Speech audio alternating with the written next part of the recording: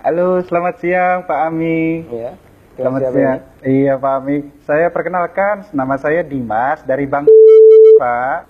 Ada apa Mas? Boleh minta waktunya 2 menit sebentar aja Pak. Saya ada kabar gembira buat Pak Ami. 2 menit ya? Iya, monggo. Begini Pak, ceritanya saya ingin menawarkan ada produk kami yang terbaru, Credit Card Platinum kami untuk Bapak. Kebetulan Bapak yang terpilih jadi calon nasabah kami. Cashback, melakukan pencairan dana tunai 30 juta 2 hari Pak pencairannya. Gimana Pak? Bapak tertarik? Apalagi ini belum ada bebasan annual fee tahunannya Pak. Baik. Sebelumnya saya boleh tanya dulu ya? Boleh Pak? Nggak masalah ya? Baik. Mas Dimas Muslim? Saya, iya Pak, betul Pak. Muslim ya, Alhamdulillah ya. Kita sama-sama Muslim. Iya Pak. Mas Dimas pernah dengar nggak tentang riba? Iya, pernah dengar. Pernah dengar ya? Iya. Pernah kebayang bahaya riba nggak? Bahaya riba? Iya tahu Pak. Mungkin pernah dengar hadisnya atau ayat Qur'annya? Pak, Pernah. tapi Pak, bagaimana? Masih tertarik Pak dengan kartu kredit platinum kami Pak? Nanti kita lanjutkan. Saya boleh cerita dulu? Ya, boleh. Ya? Jadi gini Mas Dimas. Coba Mas Dimas bayangkan kalau ada orang yang berzina sama ibunya. Kira-kira respon masyarakat gimana? Semua orang sepakat jelek ya? Gimana? Maksudnya gimana Pak? Kalau misalnya ada orang yang berzina sama ibunya, semua orang akan menganggap dia melakukan perbuatan yang maksiat. Ya bejat itu Pak. Oh, bejat sekali ya? Bejat Pak. Baik, kita sama-sama sepakat untuk itu. Iya. Begini, Nabi SAW menyebut bahwasanya riba itu ada 73 pintu.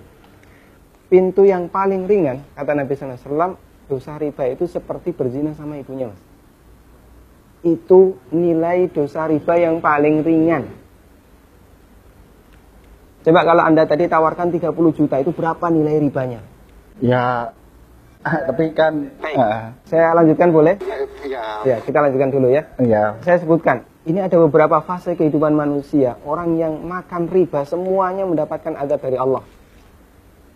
Pertama, ketika di dunia, orang yang makan riba itu ditantang perang oleh Allah. Coba Mas bayangkan. Kata Allah Subhanahu wa taala, ya ayyuhalladzina amanu taqullaha wa dzaru ma baqiya minar riba. Wahai orang yang beriman, bertakwalah kepada Allah dan tinggalkan semua bentuk riba. Fa in lam taf'alu fa'dhanu biharbi minallahi wa rasulih. Kalau kamu masih ngeyel, nggak mau meninggalkan riba, umumkan perang dengan Allah dan Rasulnya. Coba, kalau kita ditantang perang oleh Allah dan Rasulnya, kira-kira ada nggak peluang untuk menang?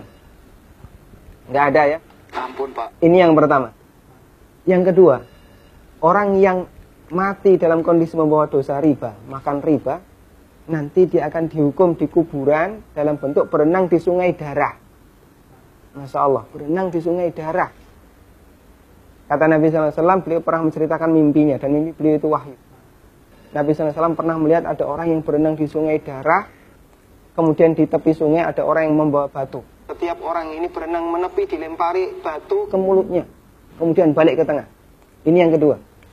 Di alam kubur, dia mendapatkan azab berupa berenang di sungai darah. Yang ketiga. Masih ada yang ketiga Pak? Iya. Siap mendengar? Masih sanggup mendengarkan? Iya Pak. Iya, tapi saya lanjutkan ya. Iya Pak. Yang ketiga, ketika orang ini dibangkitkan oleh Allah dari alam kubur, dia dibangkitkan dalam kondisi sempoyongan, Mas. Allah Subhanahu wa taala bercerita, alladzina ya'kuluna riba la yaqumuna illa kama yaqumul ladzi yatakhabbathu syaitan minal mas. Orang yang makan riba, mereka akan dibangkitkan pada hari kiamat dalam kondisi sempoyongan seperti orang yang kerasukan. Iya Pak. Artinya yang lain berjalan normal, dia sendiri sempoyongan. Menyakitkan. Kemudian yang keempat, tadi sebelum hisab ya, ketika dia dibangkitkan sebelum hisab, dia sudah disiksa. Yang keempat, setelah dihisab, orang yang makan riba itu kan makan harta haram ya. Iya Pak. Makan harta haram, kita sepakat itu. Kalau kemudian daging kita tumbuh dari sesuatu yang haram, berhak nggak dapat surga? Enggak Pak. Layak nggak dapat surga? Enggak Pak. Sementara tempat di akhirat cuma ada 2 pilihan. Kalau nggak surga, neraka Pak. Maka kata Nabi SAW, kullu lahmin nabata bin suhtin, setiap daging yang tumbuh dari sesuatu yang haram, kata beliau, annar aulabi.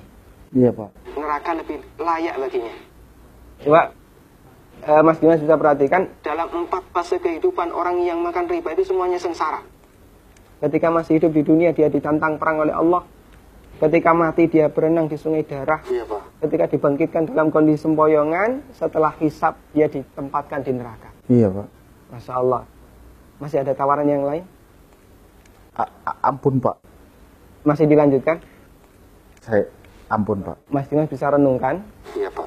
beberapa poin yang tadi saya sampaikan. Iya Pak. Nanti kalau misalnya ada sesuatu yang belum jelas, tidak masalah, hubungi saya lagi. Iya Pak. Kita akan lanjutkan diskusi tentang riba. Iya Pak. Bisa? Bisa Pak. Ya, terima kasih ya.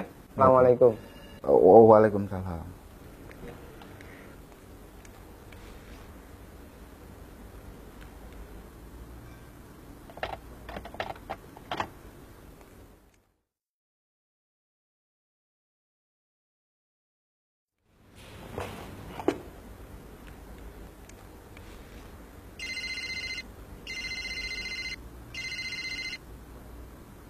Ya.